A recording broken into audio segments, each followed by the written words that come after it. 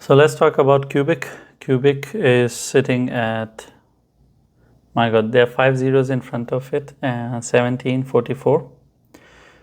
I will say 1744, 1700. Please do remember there are 5 zeros in front of it. They have decided to go with this kind of numbering system. Anyway, I'm covering this coin for the first time. I've never covered Qubic before. It almost sounds like a place here in Canada, but they go and they say it like this, Quebec. So, Qubic is a decentralized layer 1 network where scalable tech meets artificial intelligence. Okay. Qubic is redefining blockchain with feeless transaction and instant finality. Okay, so they are again removing fees. They're becoming fast, most efficient, most cheapest blockchain. I'm hearing this thing from 2000, I don't know, 19 or something. This thing kind of turned into a trend. Everyone would pop out and say that, I'm making a blockchain and this is going to be the fastest and the cheapest. Fastest, cheapest, most secure, most private blockchain out there. And since then we have seen hundreds of blockchains out there, but who is going to convince the developers to use them? It's one thing to make something, it's another thing to convince people to use you. Not use you. That's more of a sexual fetish.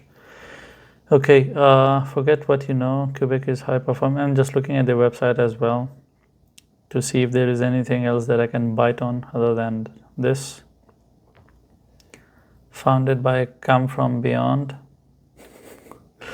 the innovator behind the first proof of stake, NXT, and DAG architecture, IOTA. Qubic is driven by a bold vision. Okay, again, mumbo jumbo. Okay.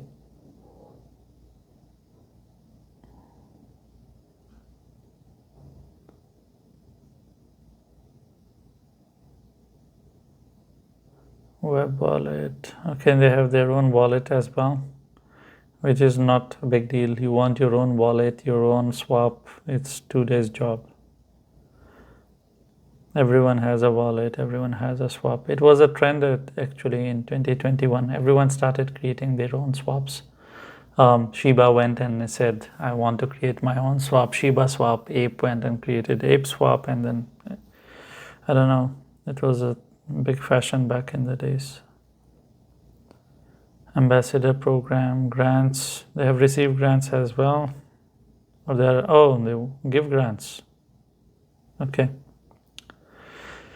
Anyway, let's talk about its circulation and other stuff. So they do have, they have launched when? They have launched in 2024. So it's a new project. Nice. And it doesn't have a horrible inflation. Wow. Now this is a good thing. This is a good thing. They have a total supply of 200 trillion and their circulation is 114. They're only going to double their supply. Of course, it's going to be 100, almost 100% of inflation, but at least it's not the case scenario of other projects where they release 20% and then they leave 80%, and every other 20% that adds, it increases the inflation by 100%. By the time they release the full, you have 500% inflation in that coin, which means it requires 500% more money from you to go back to the price where it was. That is horrible. That is horrible, but that is not the case scenario here. Here we only have 100% inflation, so it's not that bad at all. And they do plan to release it slowly, the way they have structured it. They have put total at 132 trillion instead of 200 trillion. I think they would be doing a very slow release. So at least from tokenomics perspective, on the surface, it doesn't look that bad. It is good from that perspective. It's AI plus blockchain hype mixed together into a sandwich, and that pretty much explains why it is down 50-60%, because the AI train is kind of dying out these days. I think people are getting frustrated with, not frustrated, I think the bubble is done. It's a bandwagon that everyone joined. AI, they all kept on screaming AI. just like metaverse, and that's pretty much it. Anyway, it's not end of the day. It is still holding above 1000, which was its starting price with 5 zeros. It has hit a bit lower than the middle, so at least it's putting up a fight. So let's talk about TA, a little bit of TA. So this thing has a support at 15. There are 5 zeros in front of it. I'm saying it again. As long as it holds 15, you can 1500. Let's add 2 more zeros. It can go towards 2000. 2000. Oh, it can go up to 2100. Okay. And at 2100, if it continues to go up, it will finally break the structure. So we have this downward trend, this beautiful downward journey. This is 2100, this is 1500. If it goes and breaks this 2100 and lives above it for 2 days, it can actually break this downward trend, and then finally it can start popping up, and it can become really, really bullish from the structure's perspective, but it really needs to hold 1500. If it is not able to hold 1500, I'm afraid that it will go back to its starting price. At least on this exchange, it will go back to where it was. It will go back towards 1000, and that will be pretty much it. And at this stage, it is sitting at 1735, so it is sitting in the middle, 2100, 1735 where it is sitting, and 1500 is the support area. But if it continues to hold support area, we would be aiming for 2100. There is still some potential left in it. But if it loses 1500, then you can say pretty much sayonara to it. You would assume that, okay, it doesn't matter how much drama it does by trying to go up. Eventually, it is going to go down towards 1000.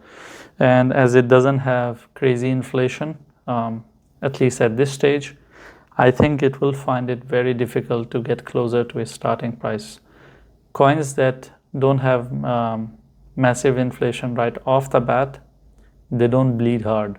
And those who don't have inflation at all, like I have my own coin, it's impossible for it to go back to its starting price. Even if everyone decides to sell, you still can't send it back to that price because it is structured that way. But those who have inflation, they had a 100% inflation or 200% inflation, they can go 100% below the starting price because they're increasing the supply. Anyway, let's not get into tokenomics. So this is it for Qubic. If it gets views, I'll come back and I'll update you. Thank you for watching the video. If you have any questions or I have touched on a topic and you expect me to explain a bit more, I'll try my best to explain that to you in the comments. Leave a comment, and I'm not going to tell you to like and subscribe, because if you're not interacting with the video or if you're not subscribed, you're not going to see all the 10 videos that I make every day. You're going to miss out on it, and I think you are educated enough to understand what to subscribe and what not to, because if you want to miss out on it, then why not? It's for your own good, and you should know better what is good for you.